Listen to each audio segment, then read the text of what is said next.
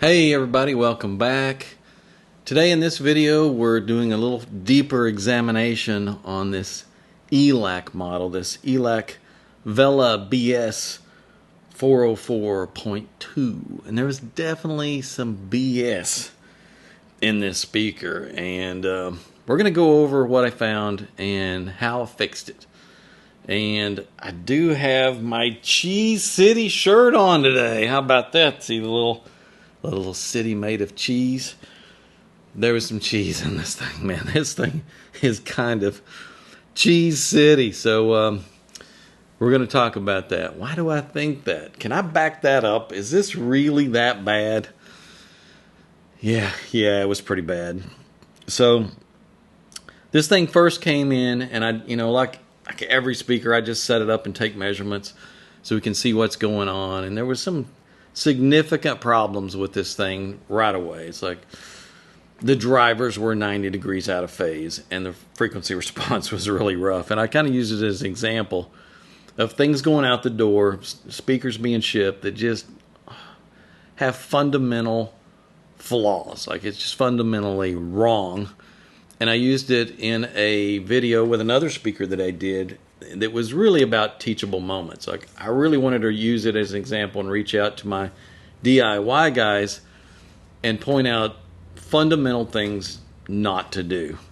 So that was kind of the point of it in the first video. This one we're gonna dive in a little deeper and look at the insides of this thing. And I've got this thing turned around where you can see the best part of this speaker, the cabinet. The cabinet looks really nice. So I'm going to let you look at the side of the cabinet for a few minutes, and then I'm going to reveal something that's a little bit of a surprise. I was able to really do something with this speaker, like major transformation, but it wasn't easy, and it was frustrating, and you're going to see why. Let's start out by, let's look at the speaker itself. As you know, I showed you the woofer out in the last video.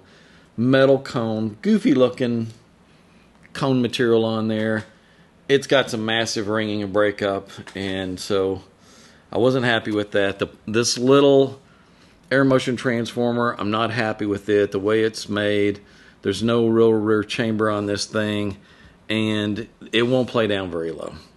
That's just that. It just won't physically play down very low, and that creates a big limitation. Now, insides of the speaker, this is where the Cheese City comes in here. Actually, there are some LaraCore inductors, maybe in the tweeter circuit, and there are some polycaps.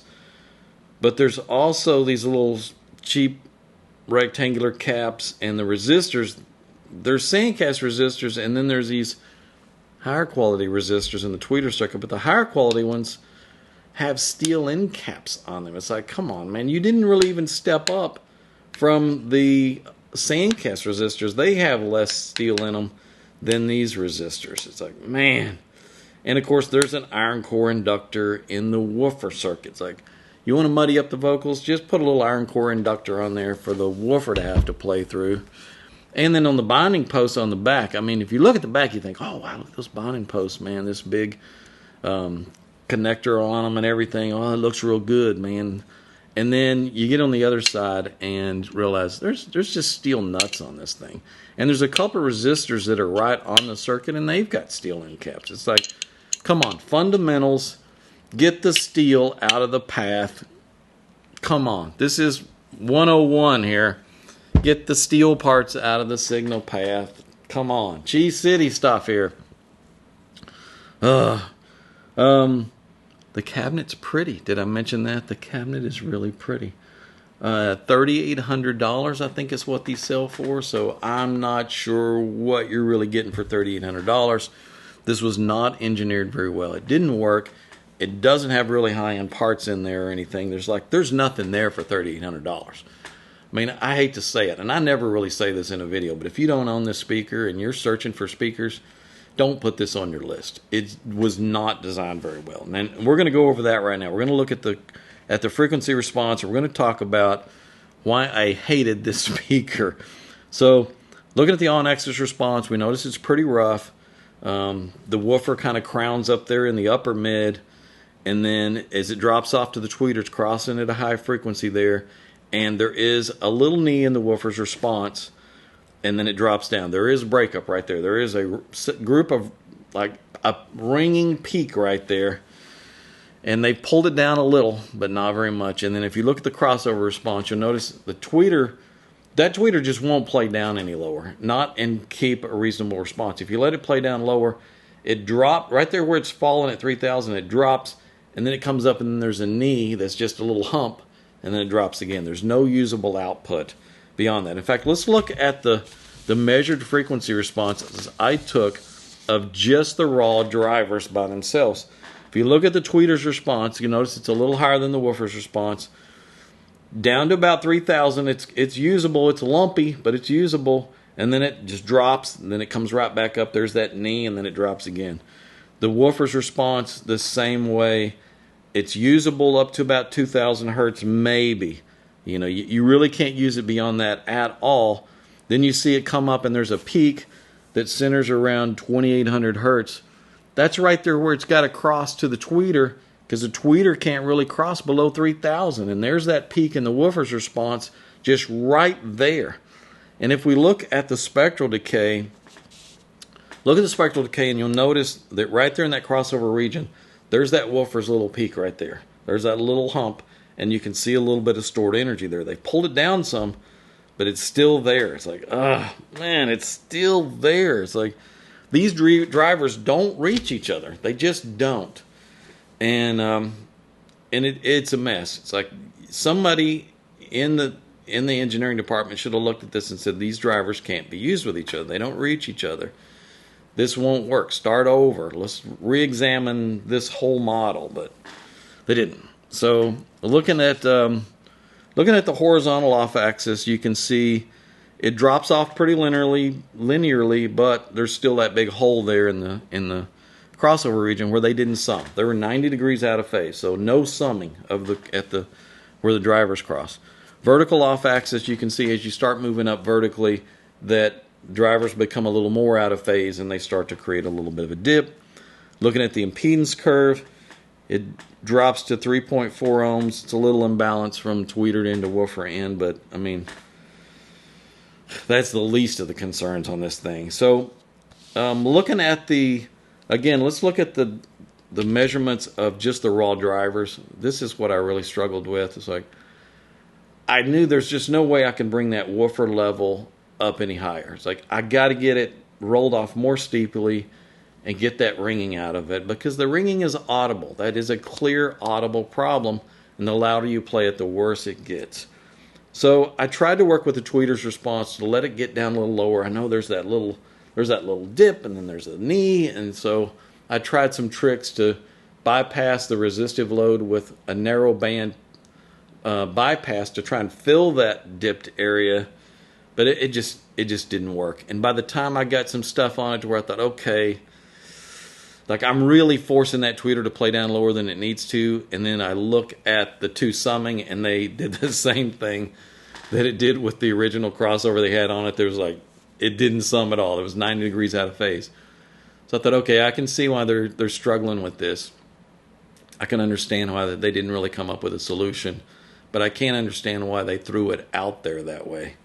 And I kind of walked away from this one for a little bit and was just pissed off about it. It's like, I hate when a customer sends something to me for me to fix it, and there's clear problems.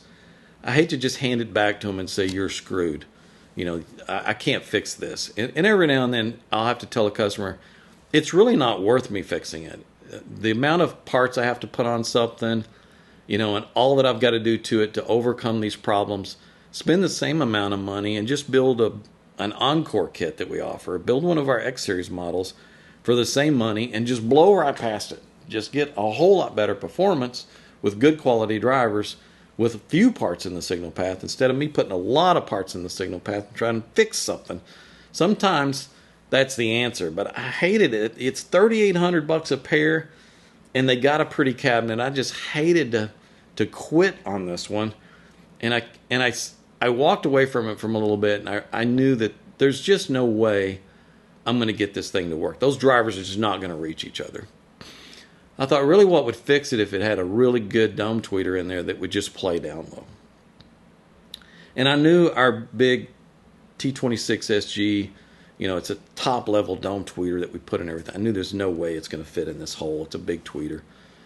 So I started thinking maybe that D27 that we just had made, maybe that would work. I wonder if I could get it to fit that hole. And I went and got one of them, and I busted out our little D27. This is a new tweeter we've had done, and we're using it with a mid-tweeter pod, and I also am using it on the back of the Encore Extreme. So it's a rear-firing tweeter.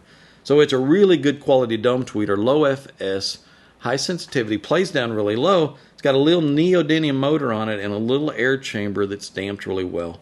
And the response of this thing is fantastic. And I thought, I wonder if it's like I can't put a round tweeter in a square hole. But then the hole was just as big for the motor structure to fit through. And I thought, well, that covers the hole.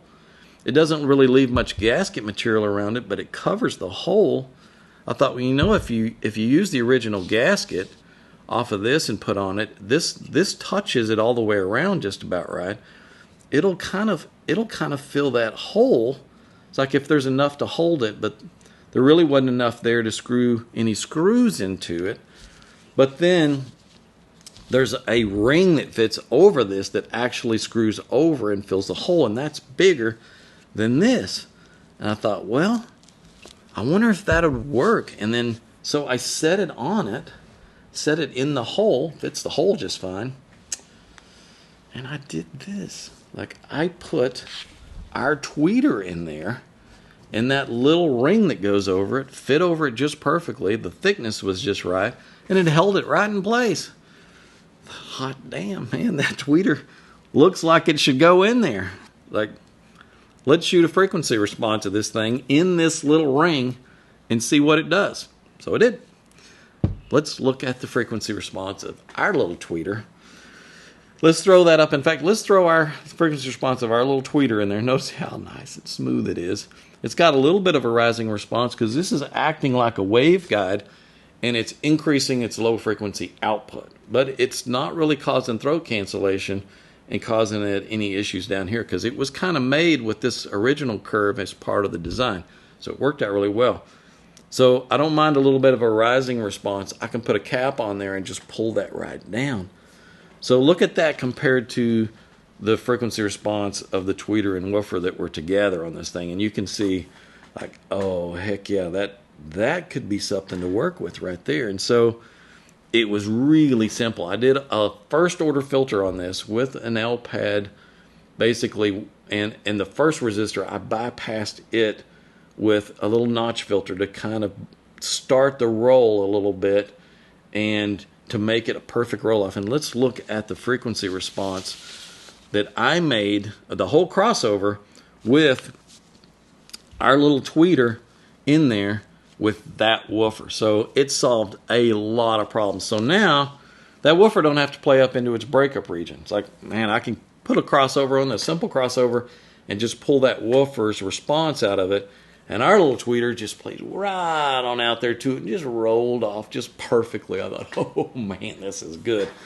And I know you're thinking, well, man, what am I getting? And if I bought this thing and I had a pretty box, now I'm just using the box and the woofer. I'm having to replace the drivers too. Am I spending all this money just for a box? Well, yeah, kind of. But the amount of parts that we'd have to put on to make it work at this high crossover point versus the parts quantity I had to put on it. This is 22 parts. Whoop, I forgot there's 2 on the back. 24 parts plus the 2 resistors on here. There's 28 parts on there.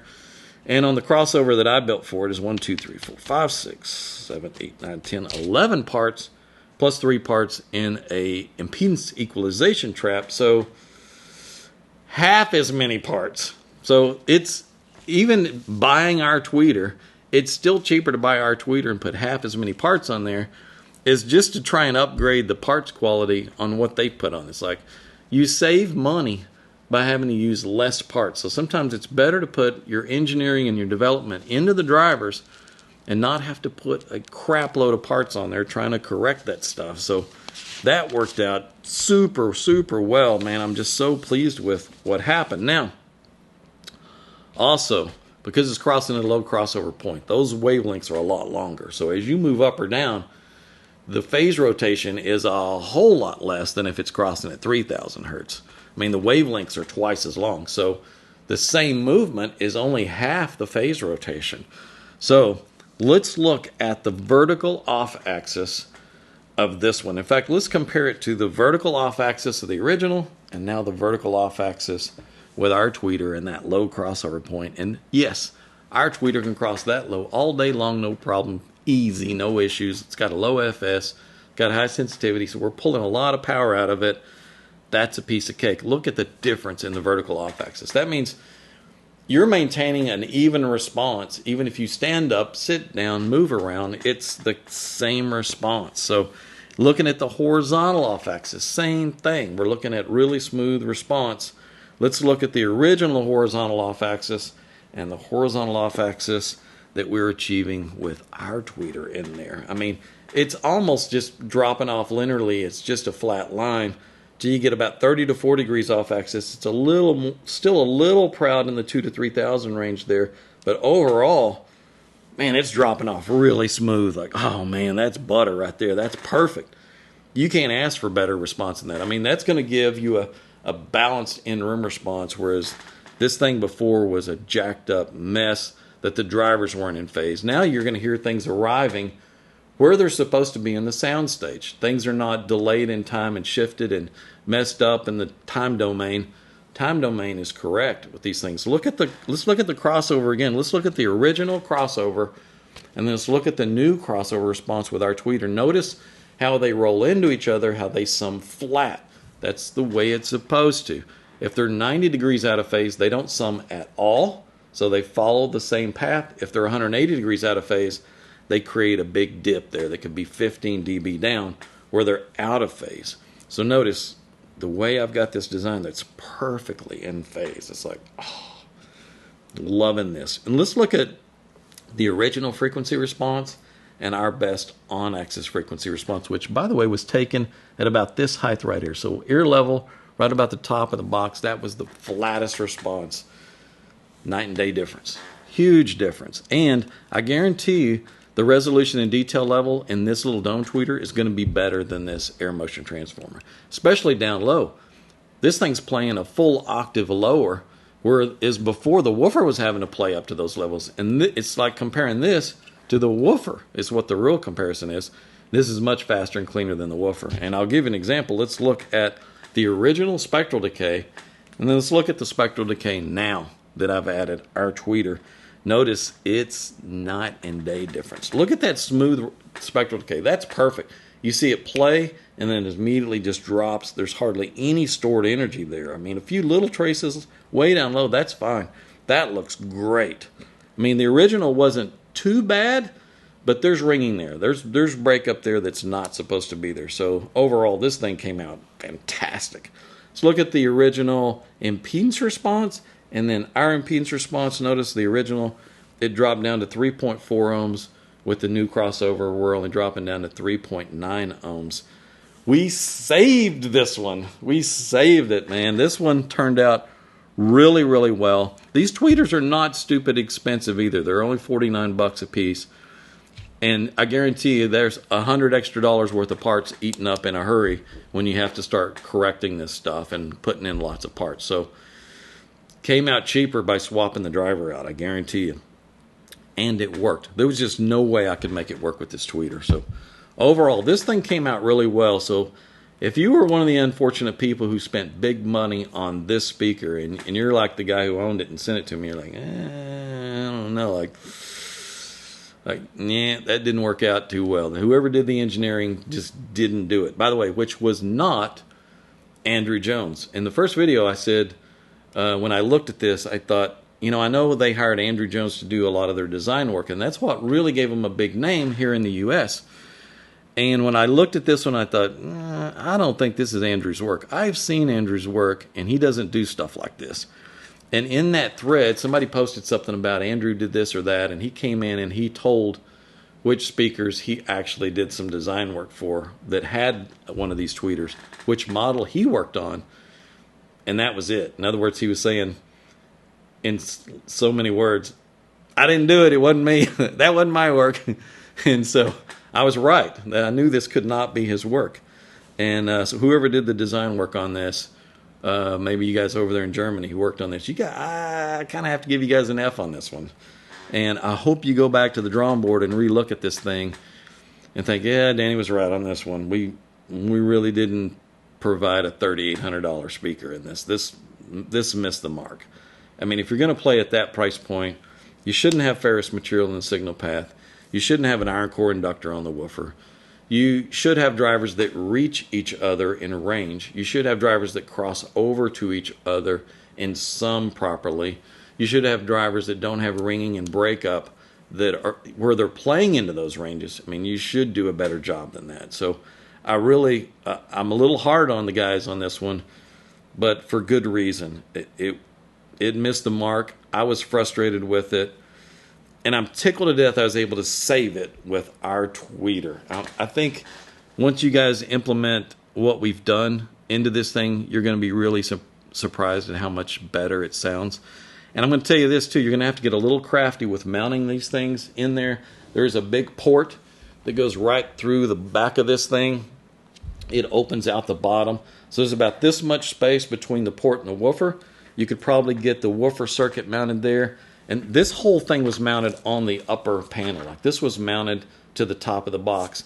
And you may have to mount this tweeter circuit and maybe that little impedance trap on a little circuit board about this big, which is about how big it's going to have to be just for the tweeter circuit and that impedance trap, and mount that again to the top of the box, because there's not a lot of room in here because the port takes up all that space down through the middle. But I've looked at it pretty closely. I think all the parts are going to fit in there, but you're going to have to separate it. Woofer circuit maybe at the bottom, and the rest of it's going to have to go at the top. But it'll work, and it saved this one, man. And I'm really pleased with how this turned out. So if you've got this model, if you bought this thing, you don't have to spend a whole lot more, and you can fix it. And I'm going to put together a little package, and tube connectors, new wiring, good quality wire, good quality parts, a sonic cap on the tweeter circuit, all air core inductors, and one sheet of no-res I think will be sufficient to put down each side of the speaker to try and damp out some of that ringing. Because there's really not much there bracing this thing or anything. It needs some help. A few sheets of no-res will help tighten up those panels, clean up some of the vocal region and the bass response. We'll put a whole little package together, and it's going to be pretty reasonable, especially consider what you had to pay for these things. Oh my goodness. So that's it for this one. I hope you guys enjoyed the video. This was definitely a challenge for me. I kind of like these challenges, and I don't like failing. I love it that I'm able to save something like this. So really pleased with the results again. Yeah, thanks for watching.